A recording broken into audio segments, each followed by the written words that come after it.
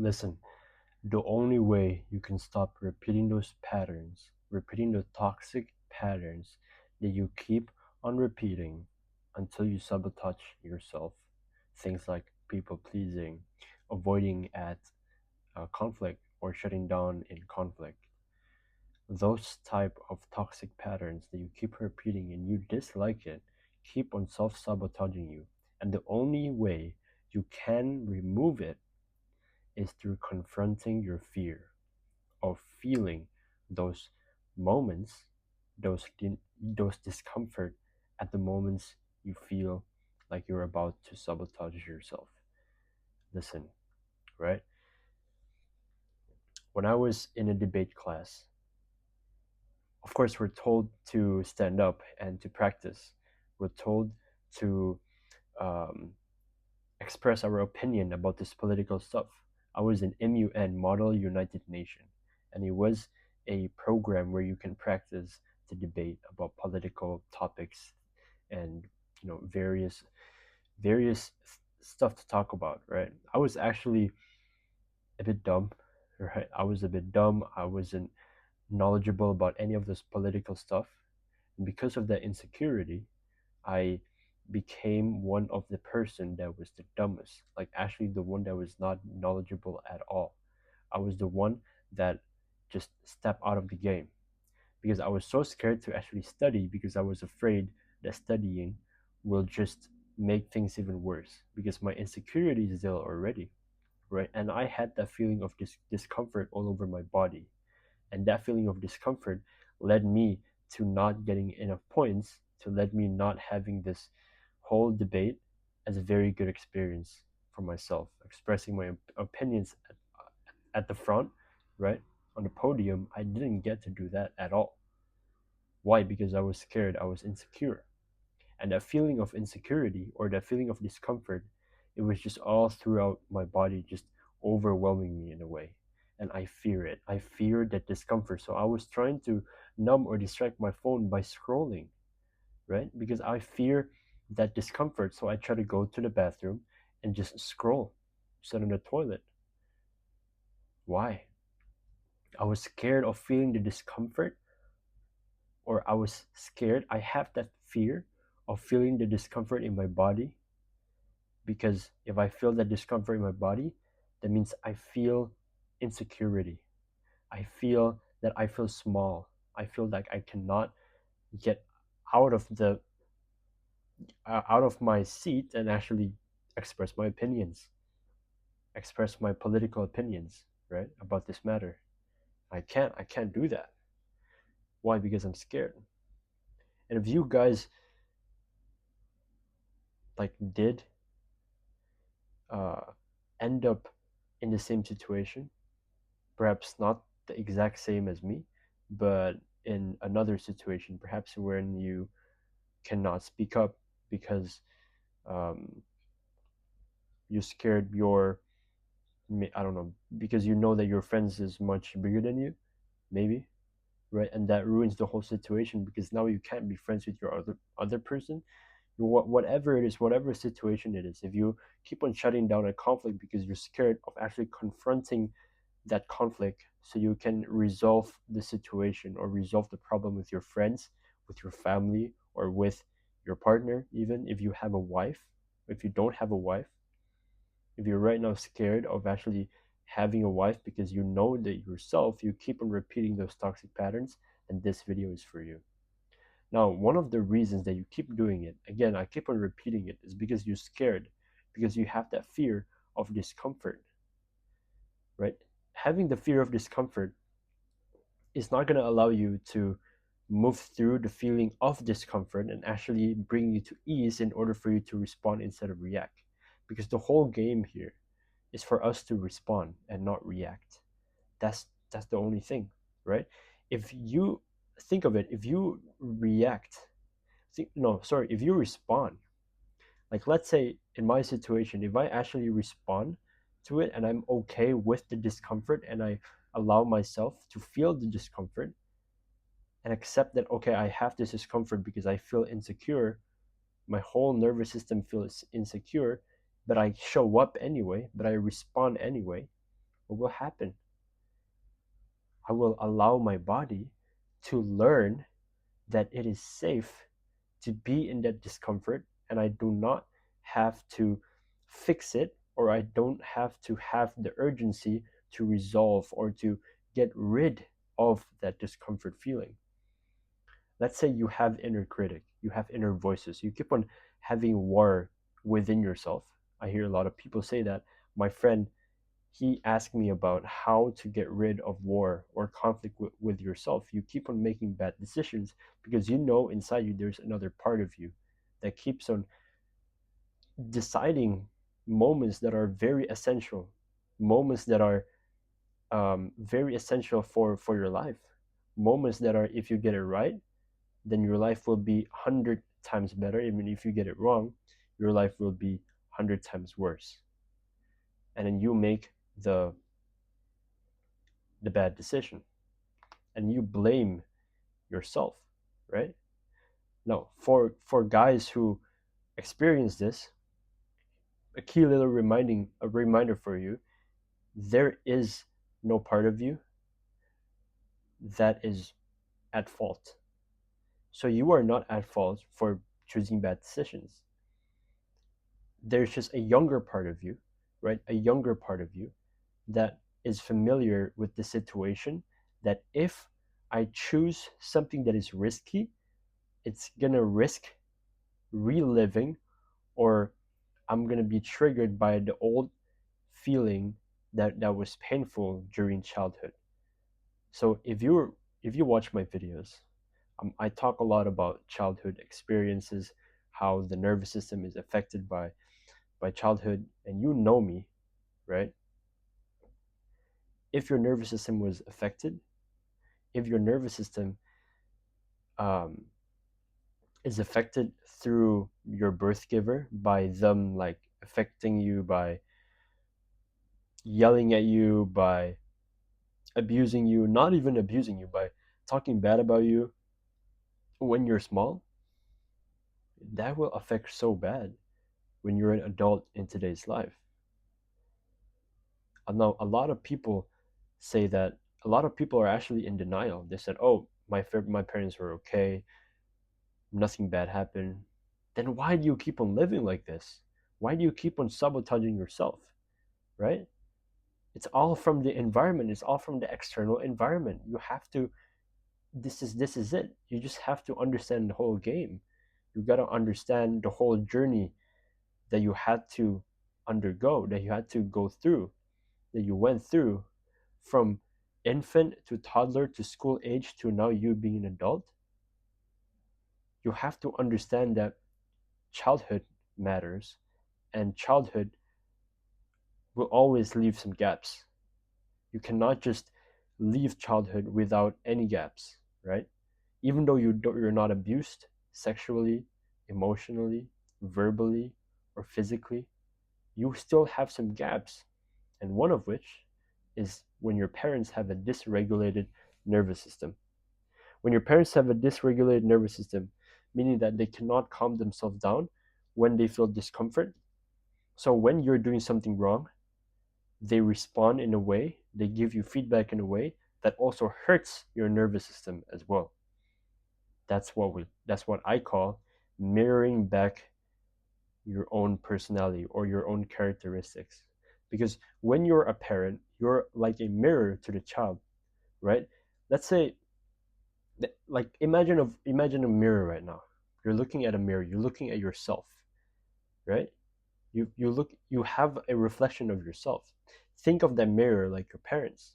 Whatever your parents say reflects back to you, and you will think, oh, okay, my identity, my values, who I am, is who my father or my mother was combined, or who my brother, my father, my mother, my sister, my environment, uncle, everyone.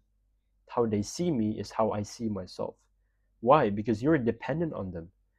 Because they're the one who give love to you, provide you with shelter, food, home. They caress you, they hug you, if they do actually give you physical affection. If they don't, that's also bad.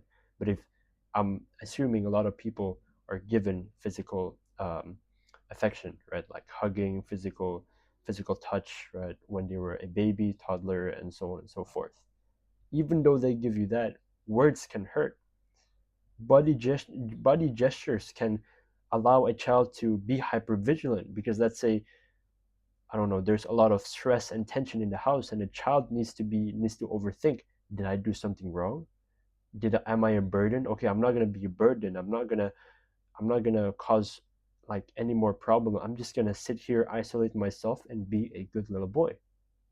That's also the cause or the introduction of how the nice guy syndrome shows up. That's how people pleasing shows up because you don't want to burden or hurt another person, so you keep on saying yes to the other person. That's also a form of self sabotage. You keep on having these voices in your head, having these inner critics telling you, "Oh, you're bad. I blame you," and then there's another part of you that says, "No, don't blame me. It was just like this. It was just like that." It's all the protective mechanism to protect you from the old pain feeling that you had to feel, and you were unconscious of it because you were developing while you're getting those hits from the environment externally, because whatever is in your internal system, it is affected by your external system. That's just how it is. That's just science, and you just have to embrace it.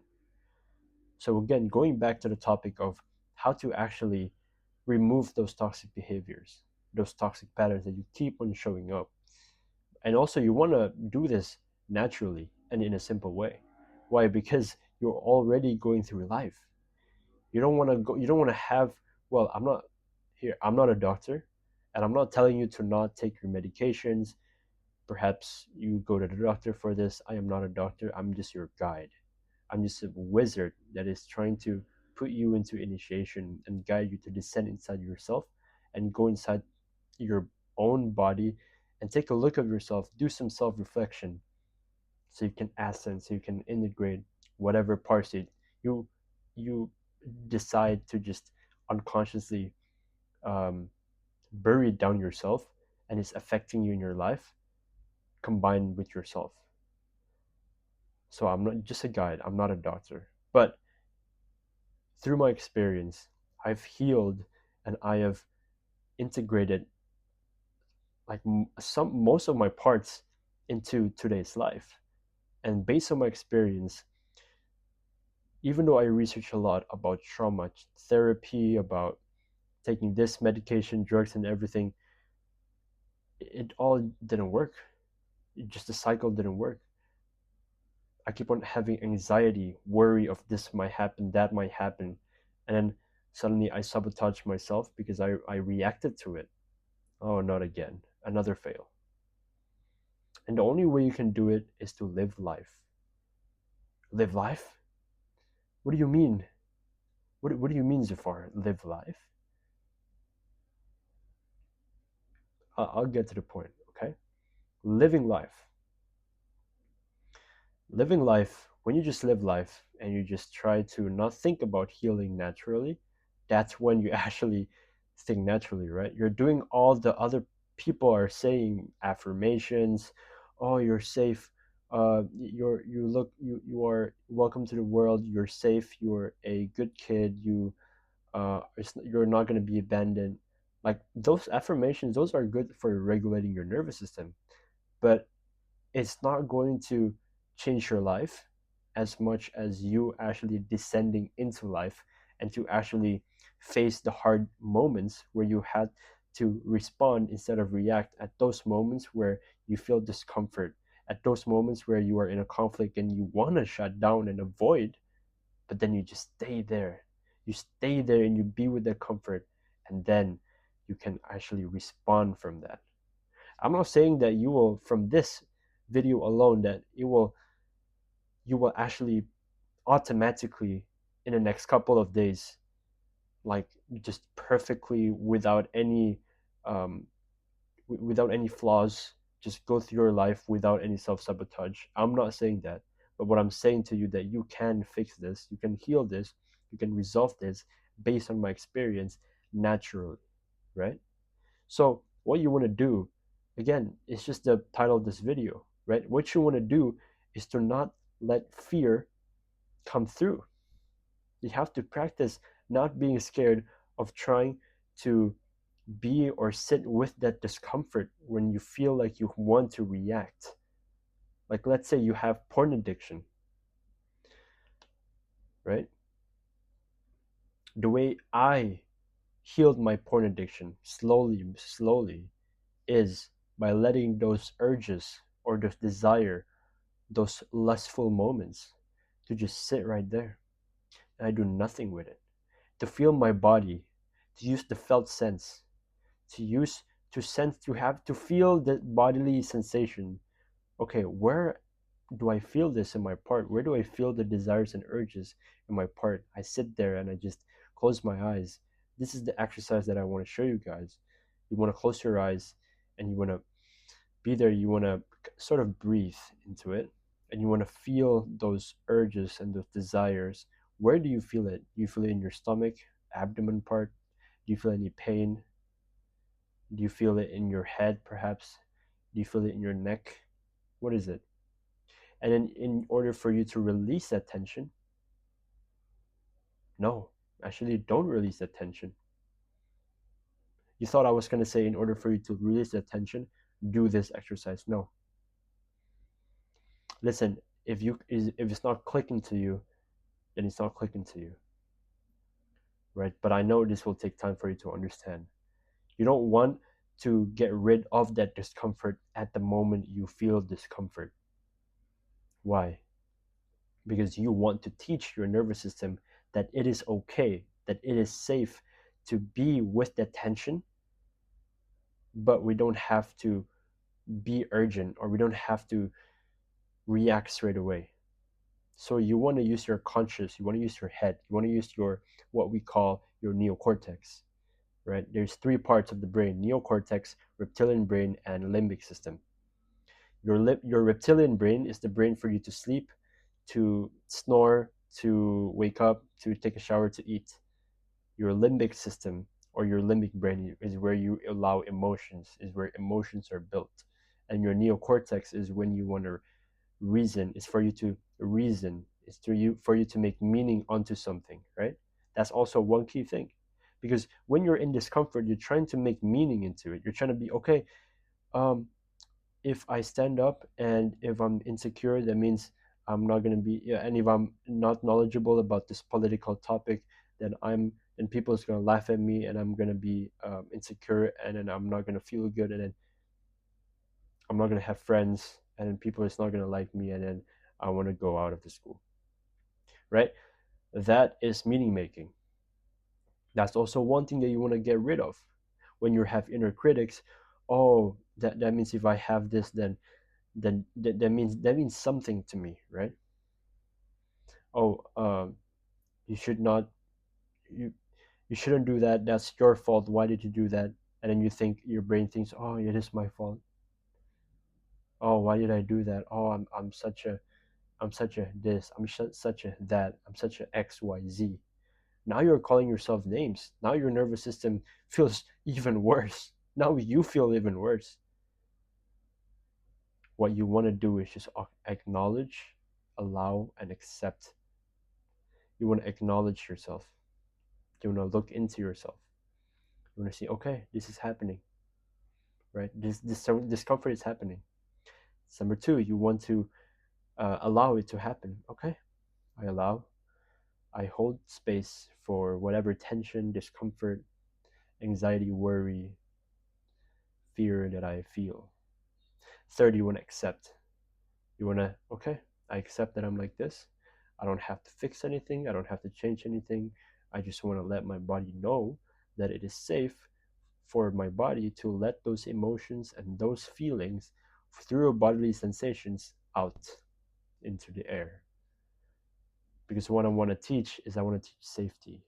Because over time, when we teach safety, then your body is not going to try to tell you to try to express those urgency to actually react faster than ever. When your body learns that tension is fine and you don't have to respond or you don't have to react to it, you don't have to your actions externally does not have to match your internal environment or your internal guidance system, that's when your body says, okay, I feel discomfort, but I'm chill because there's nothing dangerous. It's not a threat. I just feel scared. I don't have to react in a way that I should be. I just rely everything on my body. I just rely anything on my conscious or my mind. Now, the only part of your brain that can respond is only your neocortex or your rationale brain. It's for you to it's for you to rationalize and reason and make meanings to things. Because when you just respond straight away and you don't feel your body first, your neocortex will just overwhelm your body. It will take over and it will be like, okay, oh, it's something dangerous. I have to react. Let's get out of here. That's when you self sabotage. That's when you keep on repeating toxic patterns. You don't want that. The only way you want to regulate, or the only moment when you want to regulate, is before those triggering moments happen, or after those triggering moments happen. Before that, sorry, during that, don't do it. You want to teach your nervous system to actually learn safety. If you enjoyed this video, then hit the subscribe button and ask me any questions. DM me on Instagram if you need any coaching, any guidance that you need help on, and I will help you. I'll see you on another video, traveler.